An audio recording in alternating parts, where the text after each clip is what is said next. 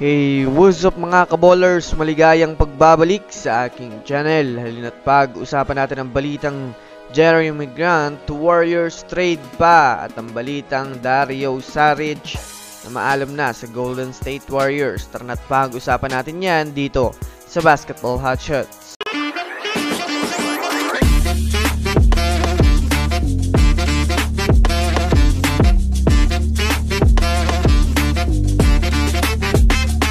Una nga muna tayong dumako mga kaballers sa balita patungkol sa nakakuha na naman nga po ng magaling na player itong Philadelphia 76ers. Well, naibalita ko pala nga po sa inyo mga kaballers na isa ang Philadelphia 76ers ngayon sa mga team na kaabang-abang sa susunod na season sa Eastern Conference. Ito ay dahil na rin naman sa mga kilalang mga veteranong player ang kanilang nakuha ngayon sa free agency.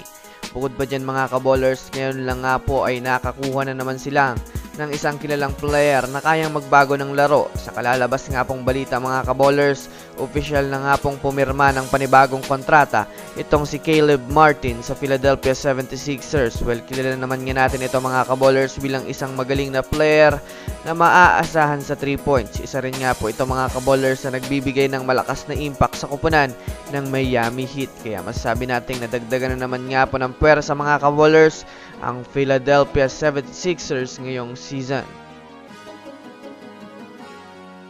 Samantala, dumako naman tayo mga kaballers sa balitang pag-offer ng Warriors sa Blazers para makuha itong si Jeremy Grant. Alam naman nga po natin mga kaballers na hindi pa nga po mga kaballers kontento ang Warriors na magganap pa ng at least 2 player mga kaballers na maaari pa nilang ipasok sa kanilang team.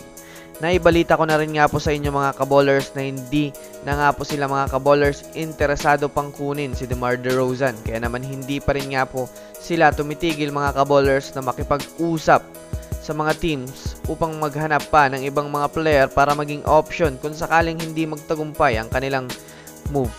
Sa kalalabas lang nga pong balita mga kaballers, tumawag nga po mga kaballers si Mike Dunleavy Jr. sa front office mismo ng Trail Blazers ayon kay Team Kawakami upang tanungin nga daw kung ano nga ba ang maitatapat nila para makuha itong si Jeremy Grant na kasalukuyang available ngayon.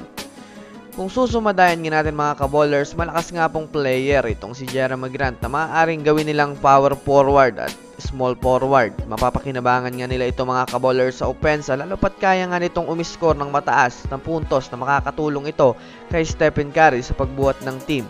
Bukod pa dyan, aggressive din nga po ito mga kaballers pagdating sa depensa. Ano sa tingin nyo mga kaballers? Nga pala mga kaballers, official na nga pong pumirma ngayon sa Denver Nuggets itong si Dario Saric. Kaya masasabi nating out na nga po sa Warriors itong si Dario Saric sa lineup ng Warriors. Salamat Dario Saric. So that's it for today's video mga kaballers. Yun lang ang ating pag-uusapan sa ngayon. Pindutin ang subscribe and hit nyo na rin ang notification bell para sa mga susunod na update sa mundo ng basketball. Again, this is Basketball Hotshots. Thanks for watching.